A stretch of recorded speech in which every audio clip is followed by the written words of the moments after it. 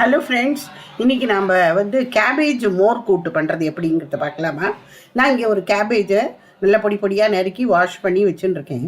அதை குக்கரில் கொஞ்சம் ஜலம் விட்டு ஒரு 2 விசிலுக்கு வச்சுடலாம். இல்லை உப்பும் மஞ்சப்பொடியும் போட்டு வேக விட்டுக்கணும். அந்த இது வேகிறதுக்குள்ளே நம்ம இதுக்கு வேணுங்கிற தேங்காய் மசாலாவை ரெடி பண்ணிடலாம். மிக்சியில் நான் ஒரு 4 டேபிள் ஸ்பூன் போல் தேங்காய் போட்டுருக்கேன். 2 பச்சை மிளகா, கொஞ்சம் சீரகம். இதை போட்டுட்டு கொஞ்சம் லேசாக ஜலத்தை விட்டு அரைச்சுன்றணும். அரைச்சுன்னுட்டு அது கூடவே அரிசி மாவும் போட்டுக்கணும். அப்போ தான் அது ஒன்று போல் வரும், இல்லைன்னா ஒரு மாதிரி சக்கையும் ஜலமுமாக போகும்.